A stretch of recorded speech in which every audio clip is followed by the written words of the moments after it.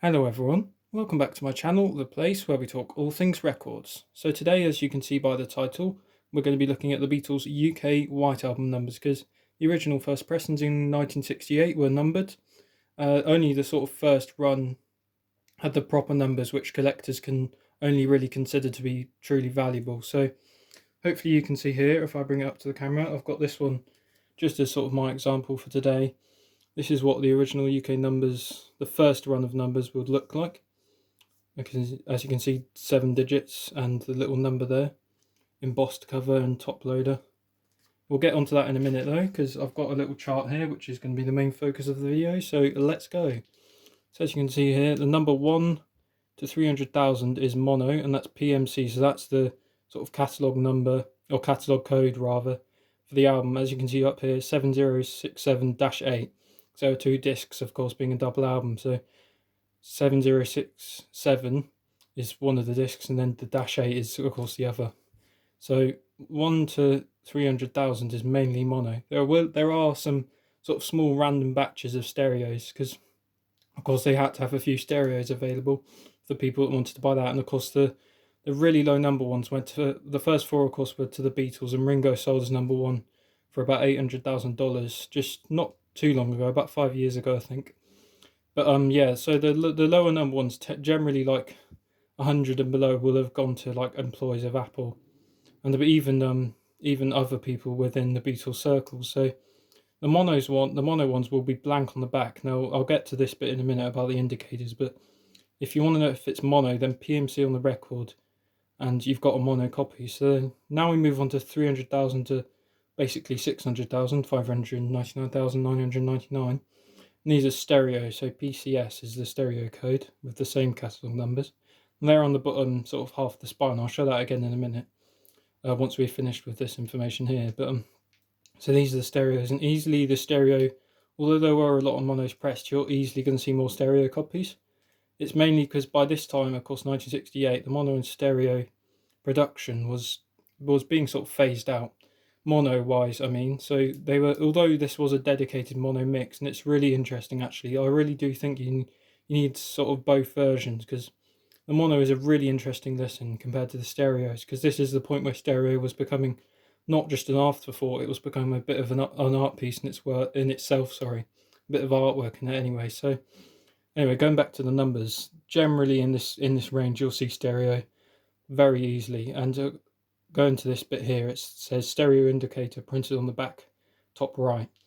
So that's the easiest way to add stereo sleeve. That doesn't necessarily mean it was like you might have a mono discs in a stereo sleeve, so sometimes they could be mismatched. But and also just noting here, so we see here 500,000. So in between sort of 500,000 and towards the end of that range, you do get a couple of random mono ones, and the sleeves are blank. Now either the little indicator's been rubbed off, or it was a dedicated mono copy. So of course there are some small batches of monos within the stereo. Now as we get on to the later run, we don't really know, I don't believe the community knows what the absolute highest number is, but it's generally regarded to be 630,000 or so. Now this was the final run of monos, as you can see from my notes here. Now someone on the forum, I forgot their name, I'm sorry, but it was quite a while ago, they believe this was just to sort of issue the last gasp of monos, because even though EMI were sort of phasing it out, people still wanted some sort of the mono copies, because a lot of people would have still had the Dansette type players. And these are all mono, I believe. I haven't seen stereo yet in this range. Now, I may be purchasing a mono copy in the 600,000 range. So if I do, I'll be sure to upload it and demonstrate that. But going down here now to the indicator, I know I touched on it before, but this is just a little word stereo, literally, that denotes the cover. So if I just get my copy here and demonstrate what that looks like. Now, it might be a bit hard to see, but hopefully you can see there. This one's gone a bit blurry, but that's all you need to know to denote your covers. That's a stereo. If it's mono, it will just be blank. There will be nothing there. And going back to those catalogue numbers, you probably won't be able to see these because the wording is very, very small, but they're just on sort of the bottom half of the spine here. And of course the album name's just at the top there. Now this has got its poster, but I'll go on to that in a different sort of series of videos. Now down here, hopefully you'll be able to see, I've just got some extra information because this is really about the numbers, but the original labels will have sold in UK, so that was like 68, and then it was taken off very early 69. That's why I've put 69 up there as well. And the very early ones, of course, miss out the EMI recording and have the all -1 cuts for the dead wax for the master sort of thing. You know what I mean, the master plate in a way. So the -1 matrix is a first pressing. And you will find copies with -2 that have the sold in UK, and that's completely normal. It just means it's a slightly later copy, which mine is I think it's side 3, has the -2, but it's all the others are -1, so you can get that a bit. So now if I just flip this around for you guys, we go on to the sort of reissues. Now this is where, so down here I'll get onto this in a minute, but for now, in 1969 they did do some more 7 digits, but these were side openers, and they were still embossed, but these are now 7-digit numbers, and they were going to do another round, but they decided they only did as you can see, it was only very short. And it's still embossed, but it's just side opening, so it's pretty much the exact same, just side opening. And some of these will have the sold in UK text, but by this time it had been taken off. And it is still a dark green apple, but the font is different as well, so it's really easy. And the general range is about 113,000 to 14,000, but I have seen one in like 111,000. It's quite hard when they're not all on the database sort of thing. So here is where I've found it a bit difficult to categorize the 70s ones. This is what I believe to be right from my research. If anyone in the comments would like to correct me, that's perfectly fine, because I'd rather get it right.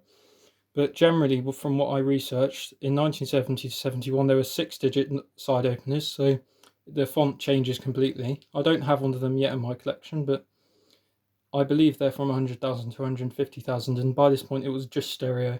It's a 6-digit side opener. And then from 1971 to 1973, we've got a 6-digit side opener again, and only stereo. 100,000 to 300,000 generally is what you see.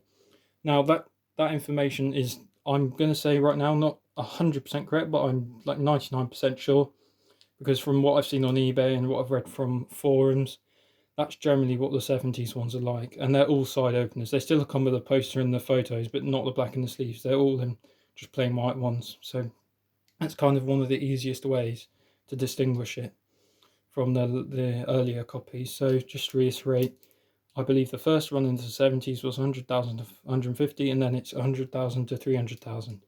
Although that could overlap, of course. But one final thing I was going to do is, I know I showed it at the start, but so you can see clearly, that is the font of a first run number, and some of the 1969 numbers look similar to this. Of course, it will vary from pressing to pressing. As you can see, there's quite sort of smudged ink and quite sort of contrasting. Some of the earlier ones are lighter, like my low number one is quite lightly printed, so that will vary again as well. So hopefully that's helped you decode your UK White album. I will be doing one for the American ones at some point, because I've only got one copy at the minute, so I'm going to wait till I get a few more copies. And if I do happen to get that 600,000 White album, I'll be sure to post it on this channel. So thank you for watching, and I hope you stay for some more videos.